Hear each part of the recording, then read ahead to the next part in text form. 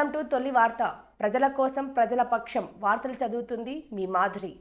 సోదరులందరికీ కూడా సోదరీమణులకు సోదరులందరికీ కూడా పేరు పేరున ధన్యవాదాలు అభినందనలు తెలియజేస్తూ ఈనాటి కార్యక్రమానికి ఇంత పెద్ద ఎత్తున వచ్చినందుకు చాలా సంతోషంగా ఉంది.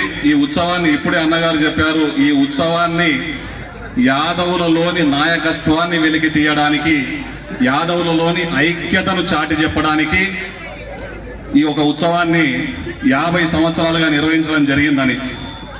మహబూబ్ నగర్లో ఇంత పెద్దగా సదర్ ఉత్సవాన్ని నిర్వహించడం నేనైతే ఇప్పుడే మొదటిసారి చూస్తూ ఉన్నాను. ఇంతకుముందు కూడా నిర్వహించడం జరిగింది, కానీ రకరకాల వింత ధోరణులు వింత గ్రూపులతో ఇంత స్వేచ్ఛగా ఎప్పుడు జరగలేదు. ఇప్పుడు అనుకుంటున్నాను నేను, మహబూబ్ నగర్కు అన్ని కులాలకు అన్ని వర్గాలకు అన్ని జాతులకు న్యాయం చేయడానికి మనం అందరం కలిసి గెలిపించుకున్నటువంటి మన నాయకుడు ఎన్ఎం శ్రీనివాస్ రెడ్డి గారి ద్వారానే ఇది సాధ్యమైందని వేదిక ఉన్న పెద్దలందరికీ కూడా ఈ విషయం తెలుసు.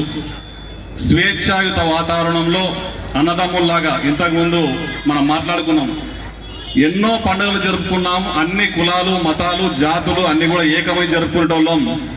దానికి మధ్యన కొన్ని స్పీడ్ బ్రేకర్లు అడ్డం వచ్చినాయి.